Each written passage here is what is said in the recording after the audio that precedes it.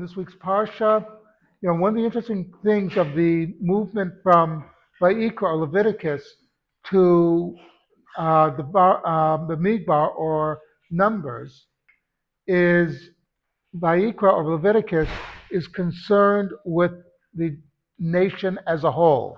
You don't see individuals in that sefer, in that book. Whereas Numbers, you begin to see people and they're beginning to be mentioned. And it's a very important distinction. One is talking about the temple service, basically, and how it affects the Jewish people, how it affects us, the service that we'll be doing in the Mishkan or the tabernacle and later the temple. Here we're dealing with the nation, but how it should be run on a personal basis as well as a communal basis. One of the mitzvot is that we have to keep the camp clean. Okay, that if somebody has what is usually referred to as leprosy or whatever the Torah, he has to be outside the camp.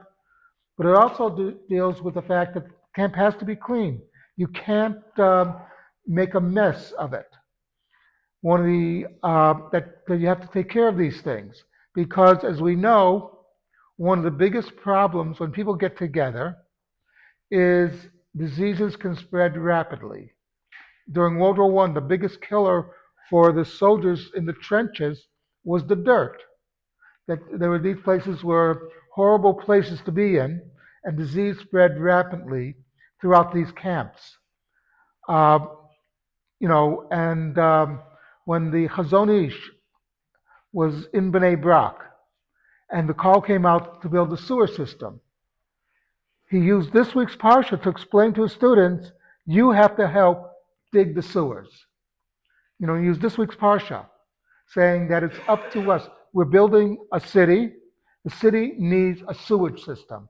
You have to get this stuff out so that we don't suffer from cholera, which was a major killer, by the way, throughout the world up until they realized where cholera came from, which was people drinking water that was not, shall we say, pure, that was pure of manure.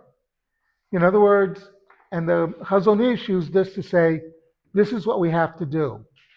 So he sent his students from yeshiva to take time out from their learning to do this work on the grounds that it was a Torah commandment.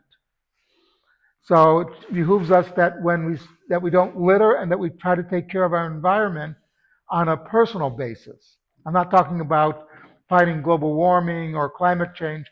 I'm talking about don't litter and keep the environment clean.